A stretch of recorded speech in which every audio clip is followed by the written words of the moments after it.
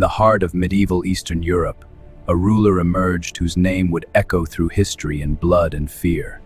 To some, he was a national hero. Vlad was born in 1431 in the fortress city of Sighisoara in the region of Transylvania. He was the son of a powerful knightly order, Order Dragon, rich connection Vlad's destiny. He grew up defined by war, betrayal, and political tension between powerful empires. Empire to guarantee as Vlad lived among his enemies. Some historians believe this period shaped his cold personality and deep hatred toward the Ottomans. While held captive, Vlad witnessed harsh punishments and ruthless discipline. When he eventually returned home, he was no longer an innocent child. Empire to guarantee as Vlad lived among his enemies. Some historians believe this period shaped his cold personality and deep hatred toward the Ottomans. In 1406, Vlad seized the throne. What followed was not peaceful rule, but a reign of terror. The tyrannical cruelty were messages carved into flesh. Vlad's signature method of execution was impalement. Victims were placed on sharpened stakes and left to die slowly. This brutality was not random. It was psychological warfare. When Ottoman poorly turned back after witnessing the horrifying display of impaled soldiers, fear became Vlad's most powerful weapon. This brutality was not random. It was psychological warfare. When Ottoman Sultan Mehmed II invaded Wallachia, he reportedly turned back after witnessing the horrifying display of impaled soldiers. To some of his people, Vlad was not a monster, but a strict ruler who eliminated corruption and crime. Stories claim he placed a golden cup in the town square that remained untouched because no one dared steal under his rule. Legends claim Vlad the Impaler exaggerated propaganda. They spread quickly into a symbol of pure cruelty. German pamphlets printed horrific tales about Vlad, describing him as a bloodthirsty tyrant.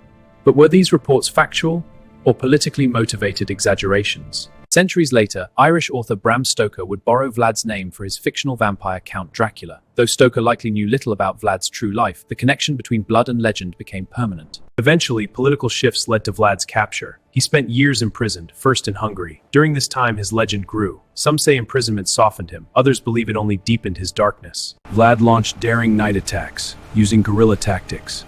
Though outnumbered, he fought fiercely to protect Wallachia. His cruelty was matched only by his determination. Vlad briefly regained the throne before his death in battle around 1476. His body was reportedly decapitated, and his head sent to the Ottoman Sultan as proof of victory. Even in death, his story was soaked in violence. Historians debate where Vlad was buried. Some believe he rests at a monastery in Romania.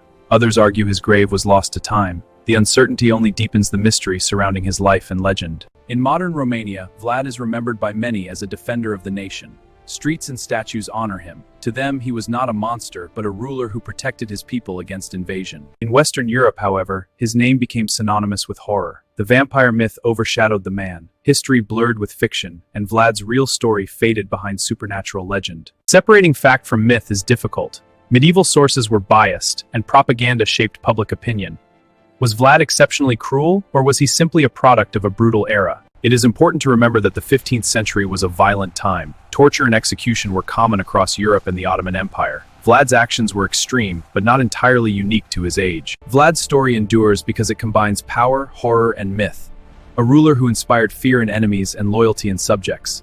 A man who walked the thin line between hero and tyrant. Today, Vlad the Impaler remains one of history's most controversial rulers. His methods were brutal, his enemies were terrified, but his determination preserved his land during dangerous times. Through literature and film, Vlad transformed into Dracula. Immortal, supernatural, eternal. The real man disappeared, replaced by fantasy myths of a historical figure shaped by war. Was Vlad the Impaler a monster? Is no misunderstood defender of his nation? In blood, in legends, Vlad lives on.